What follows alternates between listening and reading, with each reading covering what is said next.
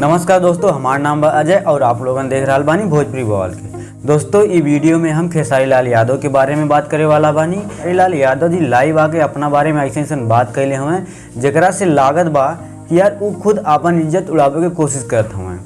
अगर आप लोगन चैनल को सब्सक्राइब ना कैले होगी तो सब्सक्राइब कर ली, कहें से कि यह चैनल पे यार भोजपुरी न्यूज़ बहुत बढ़िया मिली आप लोगन के। खेसारी लाल यादव की बेटी के ऊपर एगो गाना आयल है कृतिया के गाठा।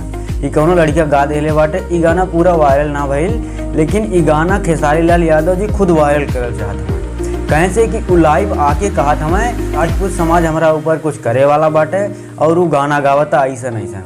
आप लोगन ई बताएं कि जब आपके घर में आग लगी तो आप लोगन वो आग के बुझावे की कोशिश करी है कि यार ऊपर और तेल छिड़क के जलावे की कोशिश करी है, बुझावे के ना। लेकिन खेसारी लाल यादव ऐसा कुछ ना करत हमें।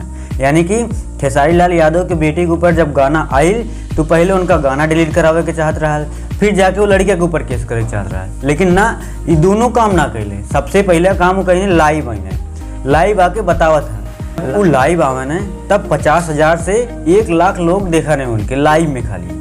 तो ये बताओ जब 1 लाख लोग तो हैं लाइव देखत हमें, तो लाइव में उसे गाना के प्रमोट ही करत हवा ना।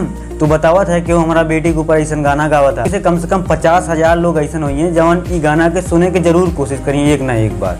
तो यार तुम्हें पहले गाना डिलीट करावे के चाहत रहल ने, तो खुद अपन इज्जत उछाले पे लागल हवा। ई जौना हिसाब से खेसारी लाल यादव चाल चलत हुए यार, 1 बार ना 2 बार ना 3 बार लाइव आके ऐसे बात बोलत हुए।